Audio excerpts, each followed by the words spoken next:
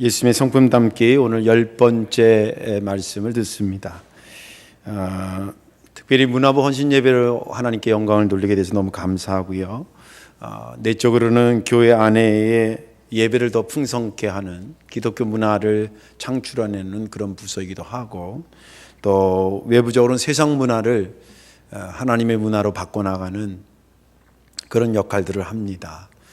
예자면 바이올린이라는 악기도 세상 노래를 연주할 수 있지만 또 그것을 하나님을 찬양하는 것으로 바꾸는 역할을 해주는 데가 문화부고, 또 우리 교회 실제 이렇게 문화부 사역 중에 아이들 가르치는 우리 문유미 자매도 있고, 또 어른들이나 청소년들 가르치는 바이올린 클래스도 있는데, 또 외부에서 강사가 와서 이렇게 아이들을 지도하고 있습니다. 보니까 몇몇 아이들은 우리 교회는 안 다니는데 어떻게 소문을 듣고 와서 배우고 가는 아이들도 제가 가끔 봤습니다. 아무튼 그런 거. 그다음에 살롬의 몸 찬양을 통해서 몸으로 하는 찬양을 세상 사람들 즐거워하는 것만이 아니라 하나님을 찬양하는 데 써야 된다. 그렇게 선두주자처럼 하는 우쿨이라든지 또 시온, 샤론, 할렐루야 찬양대, 이분들이 세상에 있을 때는 주로 노래방을 주로 했지만 예수 믿고는 또 찬양대를 이렇게 헌신할 수 있는 그런 것들, 세상 문화에 기독교 문화를 접목시키는, 변화시키는 그런 역할을 누가 하느냐면 문화부에서 합니다. 아직은 사실은 완성되지는 않았지만 또 언젠가는 있을 거라 생각하는데, 미술이라든지 또 독서라든지 그다음에 역사관이라든지 이런 것들, 또 조금 우리가 첫 단추 깨고 있는 그 스포츠 선교회 야구팀이라든지 그런 활동들은 세상의 놀이 속에 복음이 들어가서 함께 이제 하나님을 영화롭게 하는 것으로 바꾸는 그런 교두부 역할을 하는 것이 문화부의 전체적인 할 일입니다. 근데 아직은 이제 아까 말한 것처럼 뭐 독서라든지 미술 이런 쪽까지는 못합니다만은 언젠가는 또 하지 않겠나 이런 생각을 하게 됩니다. 이것은 어떤 신학적인 풍토 속에서 이런 일을 하냐면 주님의 구원의 역사는 전인적 구원 역사다, 그런 얘기입니다. 그래서 비근한 예로 선교사들이 한국에 왔을 때 애들을 가르쳐야 된다. 그래서 학교가 생기죠. 육신을 고쳐야 된다. 병원이 생기죠. 그리고 영혼을 건져내야 된다. 그래서 교회를 세운 겁니다. 학교와 병원과 그리고 교회를 세운 것은 전인적 구원의 예수님의 구원의 완성을 의미하기 때문에 적어도 세 분야를 다루는 것입니다. 그런 맥락의 한 흐름을 갖고 있는 파트가 이 문화부입니다. 그래서 앞으로 기도해야 될 분야도 많고 선교적인 꿈을 꿔야 될 부분도 많이 있는 것이 이 문화부의 일이다, 그런 생각을 합니다. 특히나 이제 앞으로 우리들 지금도 벌써 이미 왔습니다만은 우리 후대로 갈수록 이 문화라고 하는 것이 굉장히 강력한 파워를 가져올 것입니다. 그것은 사람이 엥겔 지수를 넘어가면, 다시 말해서 먹고 사는 문제가 넘어가게 되면 여유 활동을 하게 되잖아요. 시간적으로도 물질적으로. 여유 활동이라는 게 건전하게 풀리면 문화고, 나쁘게 풀리면 도리지구땡으로 가는 거예요. 그분들한테 그랬더니 목사님 저희도 미술 공부합니다. 근데 미술책이 좀 작아요. 그래서 봤더니 그 화도장 하나하나마다 그림이 다 이게 의미가 있다. 그래서 그런 미술 공부 말고 그래서 분야마다 이제 우리나라 전체적으로 보면 미술 계통에서도 그 크리스찬 미술 하는 분들이 있더라고요. 뭐 음악은 뭐 말할 것도 없고, 또 뭐 문학가들 중에서도 크리스찬 문학가들 해서 해마다 CBS 방송인가요? 거기서 문학상을 이렇게 주기도 하고 신춘문예 같이 이렇게 하기도 하고, 아무튼 그런 굉장히 포괄적이고 앞으로 시대 흐름에 복음이 이제 접목해 갈 때 문화라는 파트를 무시할 수가 없습니다. 그래서 우리 문화부를 위해서도 계속 기도해 주길 바라고, 또 이 헌신 예배를 통해서 지금 기존적으로 문화부 속에 있는 여러 찬양대라든지 악기 기악하는 그 팀들이라든지 이런 분들이 더 활성화되면 좋겠다, 그런 생각을 하게 됩니다. 자, 여기까지 이제 문화부에 대한 말씀을 간략하게 말씀을 드리고요. 오늘은 예수님의 성품 담기 10번째로 왔습니다. 10번째까지 오늘 설교를 듣는데 어떻게 조금 여러분들 성품이 예수님 닮아 가셨죠?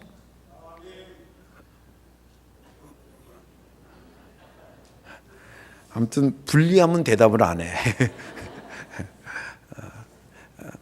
많이 닮아 가시다고 저는 보고 있고, 이미 닮아 가신 중에 말씀을 들었다 생각이 들고, 그런 부분도 있다. 그래서 거기에 추가시키면 됩니다. 아주 완전히 하얀 백지는 저는 여러분들이 그렇다고 보지 않습니다. 왜냐하면 우리 교회가 엊그저께 개척한 교회가 아니기 때문에 우리 전에 정말 예수 뒷모습만 보면 예수님의 모습과 같은 그런 사람들을 많이 봤거든요.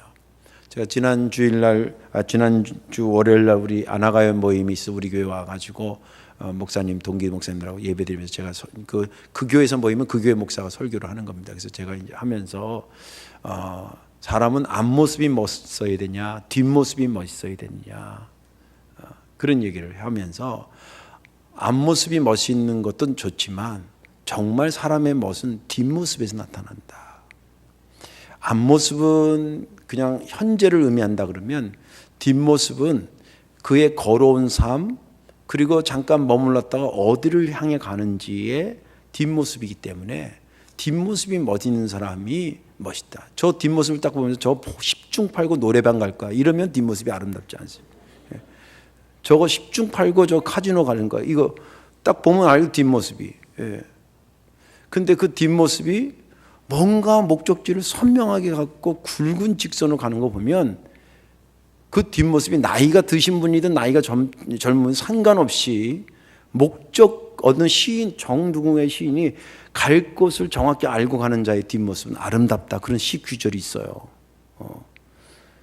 예수님의 성품 담기는 우리가 그렇게 걸어왔고 지금 듣고 또 걸어가야 될 길입니다. 그래서 여러분들 뒷모습을 보면서 어쩜 저렇게 예수님을 닮았을까, 그런 아름다운 뒷모습을 좀 가지면 좋겠다 생각을 하고, 또 이미 갖추시고 있고 그 길을 잘 갔으면 좋겠다, 그런 말씀을 생각을 합니다. 10번째 정도 하니까 가랑비에 옷이 다 젖는 것처럼 앞으로도 이제 한 몇 번 정도 더 남을 것 같은데, 그럴 때 여러분들이 나도 모르게 이 말씀이 스며들어가서 기존적으로 있었던 것은 더 꽃을 피우길 바라고 부족한 부분들은 채워지길 바라고 그런 역사가 있기를 주의 이름으로 축원합니다. 우리가 잠깐 또 복습하면 예수님의 언어 담기 하면서 생명 주는 언어를 해라. 또 침묵의 언어를 때로는 구사하기도 해야 된다. 또 타자 중심적인 언어 생활을 해라. 내가 하고 싶은 말 1인칭 언어를 자꾸 쓰지 말고 3인칭의 언어를 쓰고 그들의 얘기를 들어주는 그런 언어 습관을 좀 길러야 되지 않겠나, 그런 말씀들. 또 행동에 대해서는 예수님처럼 거룩한 습관을 갖자. 거룩한 기도하든지 주님의 습관을 따라 가시던 대로 뭐 이런 얘기하면서 회당에 들어갔다 기도하러 가셨다, 이런 얘기들이 성경에 있었다 그랬잖아요. 그래서 예수님의 거룩한 좀 습관을, 내가 갖고 있는 거룩한 습관은 뭔가, 나는 아침에 처음 일어나서 난 뭐부터 하느냐 한번 내일 아침에 한번 체크해 보세요. 일어나자마자 전기밥통 스위치 누르러 가고 있는가, 아니면 엎드려 잠깐이지만 기도하는가, 뭐 이런 것들, 여러분들 거룩한 습관들을 좀 길러가는 게 바로. 또 한 가지는 사명에 대해서는 굵은 직선으로 가는 거다. 한번 부여받으면 끝까지 가는 거지, 하다가 힘들다고 안 하거나 또 이거보다 더 좋은 게 있다고 잔대로 한눈을 팔거나, 그것은 사역에 있어서는 온전치 못한 것이다. 주님은 굵은 직선으로 가셨다, 그런 이거. 그럼에도 불구하고 엄청나게 겸손하셨다. 그분이 이 땅에 태어난 것 자체가 겸손입니다. 태어난 것 자체가. 오늘 아침에도 우리 예배 때 아이들 2명 우리가 축복 기도했습니다만, 걔네들 탄생을 보면서는 겸손하다 뭐 이런 생각은 안 들잖아요.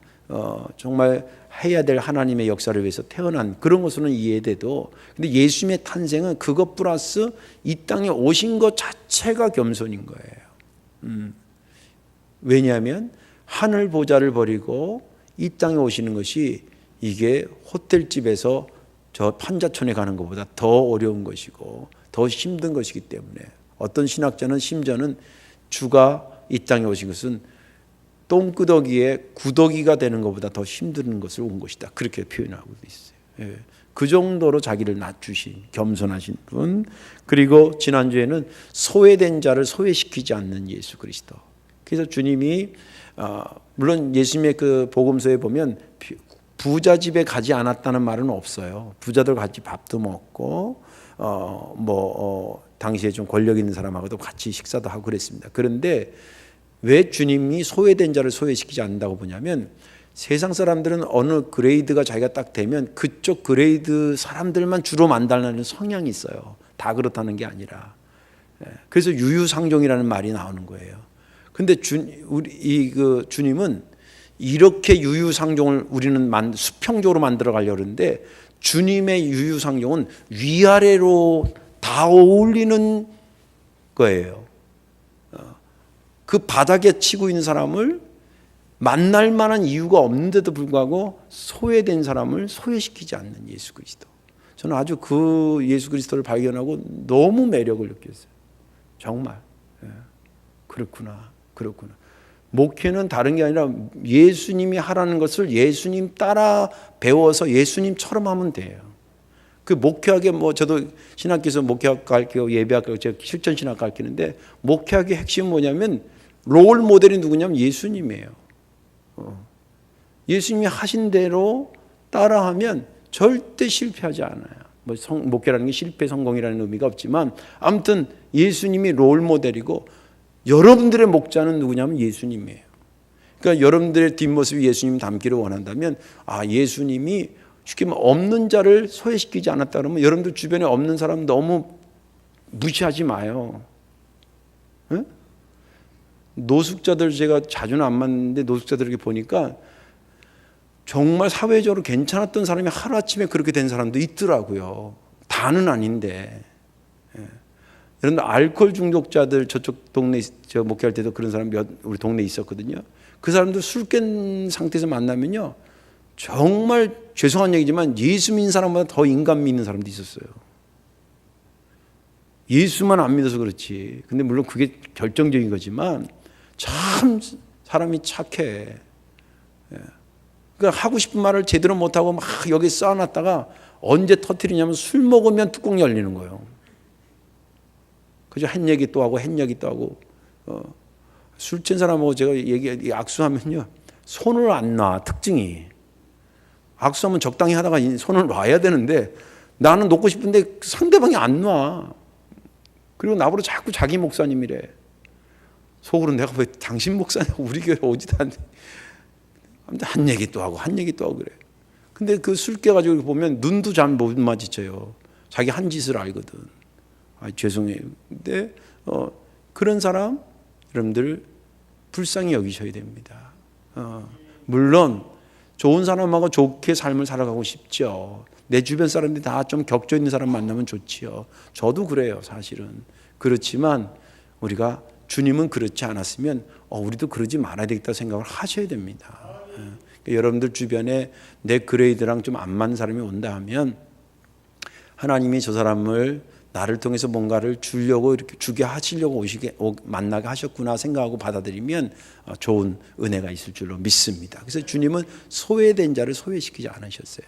또 오늘 이제 우리가 하려고 하는 것은 예수님은 문제를 일으키는 쪽으로 살지 않으시고 문제를 해결하시고 수습하는 쪽으로 행동하셨어요. 유심히 보셔야 될 부분입니다. 예수님은 문제를 트러블 메이커가 아니라 피스 메이커였다. 문제를 일으키는 자가 아니라 문제를 수습하는 자의 행동을 하셨습니다. 오늘 본문을 잠깐 보세요.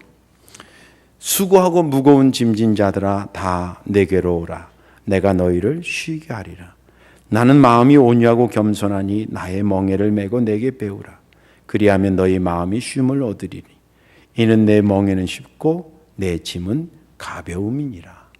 아마 교회를 조금 다닌 사람은 이 성경 구절에 빨간 줄 안 쳐놓은 사람이 거의 없을 거라고 생각해요.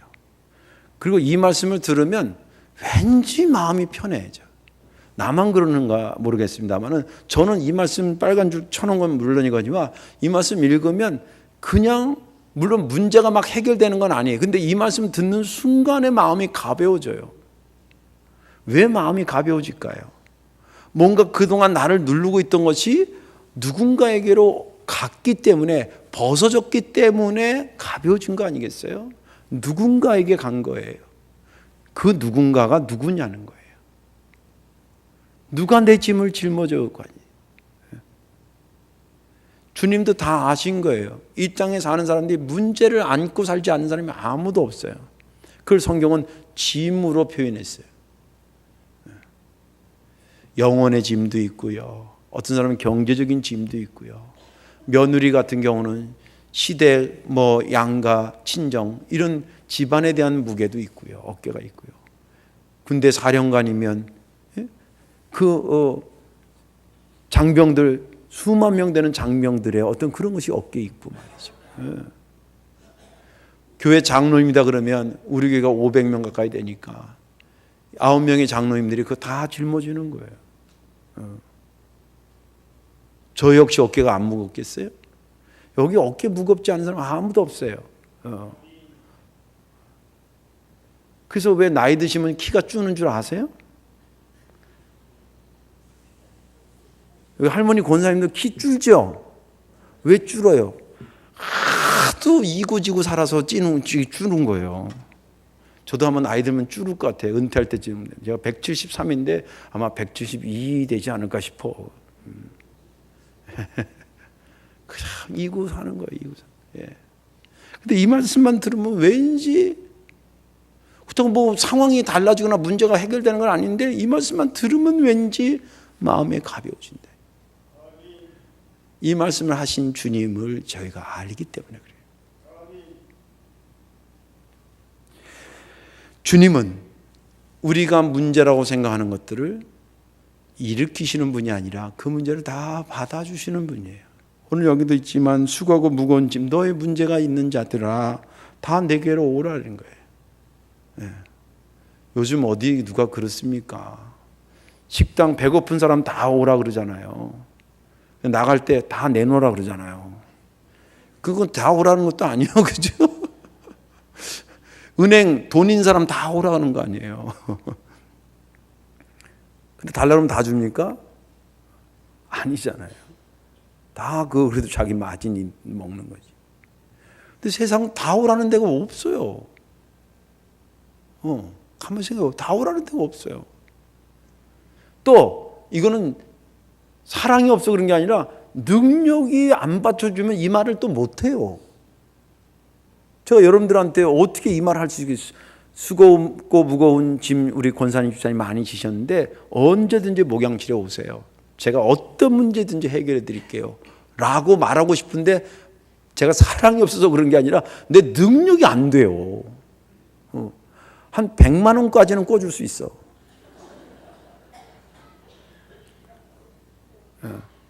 돌려막기 앞으로 차기 뒤로 막기 해가지고라도 빌려드릴 수 있는데 그 이상이 넘어가면 어떻게 하질 못해요. 근데 교인들이 경제적으로 문제 있는 게 100만 원 미만만 있습니까? 어떤 분은 1000만 원도 있을 수 있고 1억도 있을 수 있고 그렇잖아요. 그런데 주님만이 당당하게 말하기를 수고하고 무거운 짐진 자들아 몇 명만 오라는 것도 아니에요. 선착순도 아니에요. 다 오라는 거예요. 그러니까 안 가도 이미 이 말씀이 은혜가 되는 거예요. 할렐루야. 이거는 주님이 뭐냐면 나는 문제를 만들러 온 자가 아니라 나는 문제를 해결하러 온 자라는 말씀을 선포하시는 겁니다. 주님은 우리의 문제를 성경에 그렇게 하셨어요. 병자에게 있어서 가장 무거운 짐은 뭐겠어요? 문제는 아픈 거잖아요. 근데 성경에 병든 자를 고쳐주십니다. 그 마음을 이어받은 사람들이 의사가 되는 거예요. 실제. 또 말씀을 모르는 자들에게 가르쳐 지키게 했습니다. 선생님 역할을 한 겁니다. 그 정신을 신앙적으로 물려받은 사람이 교사가 되는 거예요. 또 가늠하다 붙잡힌 여자. 요새 미투 때문에 그냥 막 여기저기 다 난리가 났는데 저는 그것도 좀 어느 정도는 뭔가 좀 이렇게 수정하고 좀 용서에 어떤 개입할 수 있는 범위가 좀 생겨야 될 것 같아요. 무조건 막 칼날로 그냥 잡초 자르듯이 후딱 잘했다는 게 아니라 그런 것만이 사회를 정말 정화시키는 것과 좀 그런 아쉬움이 있어요. 아무튼 근데 그 죄가 워낙 크니까 그런데 예수님 당시에도 미투는 아니지만 뭐 좀 비슷한 투가 나온 거예요. 이게 가난받아 붙잡힌 여자를 주님이 그 여자가 얼마나 지금 엄청난 문제를 안고 있는 거 아닙니까? 근데 그 여자를 거기서 용서하시면서 새로운 삶을 살았게요. 또 세상에 빠져 있어가지고 성경에 보면 예수님이 이제 예루살렘으로 십자가지로 가는데 제자들이 그 따라가면서 서로 나눈 대화가 뭔지 알아요? 하도 기가 막혀서 주님께서 성경 어디 마태인가 마가복음 보면 이래. 너희들 지금 뭔 얘기하고 있냐? 이렇게 물어요. 그러더니 주님이 예루살렘으로 올라가신다니까. 지금 주님이 십자가지로 가는데 이 사람들은 왕대로 메시아대로 가는 줄 알아요. 주님 한쪽은 저를 좀 앉혀주시고 한쪽은 좀 얘를 좀 앉혀주시고 그러면 좋겠다고 우리가 그걸 지금 의논하고 있습니다. 그랬더니 다른 사람들이 막 눈을 훌키고 막 그러고 있습니다. 지금 예수님 인류를 구원하러 가는데 이 사람들은 아직도 세상에 쩔어 있는 거예요. 그래서 그때 주님 그 자리는 내가 알지 못하고 너희가 내가 마시는 잔을 마실 수 있겠느냐. 사명을 불어넣으면서 그들을 그 문제에서 건져냅니다. 또 인간에게서 가장 큰 문제요 짐 중에 짐이 뭔지 아세요? 옛날이나 지금이나 동서고금을 막론하고 죽음의 문제입니다. 아무리 부자라도 의사가 보호자 좀 잠깐 나가시고 보호자 들어오라 그러세요. 이러면 분위기가 싸해집니다. 저도 한번 당했잖아요. 제가 우리 집사람보다 못 알아들을 소리가 뭐가 있겠어. 근데 의사 선생님이 와가지고 저한테 뭐 이렇게 하고 그러더니 사모님 잠깐 나오세요. 야, 그런데 기분이 말이에요. 즐거웠겠어, 싸했겠어요. 아니, 할 말 있으면 나한테 하지. 내가 못 알아들을 말도 아닌데 우리 사람만 싹 데려나가는 거예요. 근데 그 뒷모습이요, 저승사자가 나가는 것 같아. 사람은 믿음이 있든 없든 죽음이라는 것이 어마어마하게 큰 문제요, 짐입니다. 그때 주님께서 걱정하지 마. 내가 먼저 죽고 사는 걸 보여줄게. 할렐루야. 그래서 먼저 십자가에 달려 제자들하고 같이 3년 동안 생활하는데 가장 먼저 누가 죽었냐면 예수님이 죽으신 거예요. 그리고 가장 먼저 사신 분이 누구냐면 예수님이 사셨어요. 그러면서 주님 따라가서 죽을 수 있지만 주님 따라가다 죽으면 주님이 살리시는구나. 죽음은 이렇게 해결되는 거구나 라고 하는 것을 보여주신 거예요. 오늘 낮에도 우리만의 예배가 아니라 이 예배가 내가 가야 될 장차 천국에서도 있구나 라고 하는 것을 같이 보면 우리가 천국에 대한 소망이 생기게 되고 죽음의 문제를 뛰어넘게 된다는 거예요. 주님께서 그래요. 여러 문제들이 생길 때마다 그분은 그 문제를 더 꼬게 만드는 분이 아니라 문제를 해결했어요. 육신의 문제면 육신의 문제, 지식의 문제면 지식의 문제, 영적인 문제면 영적인 문제, 심지어 죽음의 문제까지 그분은 풀고 수습하고 해결하는 쪽으로 가닥을 잡고 행하셨어요. 우리가 그런 것을 유심히 보셔야 됩니다. 왜 주님은 그렇게 문제를 만드는 쪽에 행동을 하지 않고 문제를 수습하는 쪽에 해결하는 쪽의 삶을 사셨을까? 그는 첫 번째 이유가 최종적으로 도착해야 될 것이 어딘 줄 알고 계셨어요. 주님이 최종적으로 이제 우리가 예수님의 꿈에 대해서 할 때 더 좀 하겠습니다. 예수님이 궁극적으로 가야 될 목적지는 하나님의 나라예요. 하나님의 나라는 사랑의 완성체이고 정치적으로, 문화적으로, 사회적으로 볼 때는 그게 평화예요. 그래서 예루살렘, 그 살렘은 평화의 도시다 그 뜻이에요. 그리고 우리가 왜 히브리 말이지만 샬롬 샬롬 그러잖아요. 샬롬 샬롬, 평화 평화 평화예요. 여러분들 평화의 목적지를 향해 갈 때에 문제를 계속 해결하면서 가야 되는 거지, 문제를 일으키면 평화에 도달하지, 이건 거리적인 의미가 아닙니다. 여러분들 마음에 정말 평화가 있으면 문제를 풀어가야지, 문제를 자꾸 꼬고 만들면 평화에 도달할 수가 없어요. 그래서 평화에 도달하지 못하는 자들에게 그 문제를 가져오라는 거예요. 수고하고 무거운 짐진 자들아 다 내게로. 그리고 또 성경의 갈라디아서 6장에 이렇게 얘기하고, 너희가 짐을 서로 져라. 상대방의 짐을 져줘라 이 말이에요. 그리하면 그리스도의 법을 성취하리라. 그리스도의 법은 주님께서 궁극적으로 가고자 하는 그것을 의미하는 거예요. 헌법이 있는 이유가 뭡니까? 이 나라에 궁극적으로 가야 될 나라의 이상을 말하는 거 아닙니까? 그리스도의 법은 평화가 이루어지고 사랑이 가득 찬 곳을 향해 가는데, 그것은 문제를 하나라도 빨리 풀고 그리고 해결해야 가는 거지, 여기 계속 꼬이면 꼬다가 갈 때 못 간다는 거예요. 그래서 주님은 문제를 만드는 자가 아니라 문제를 수습하는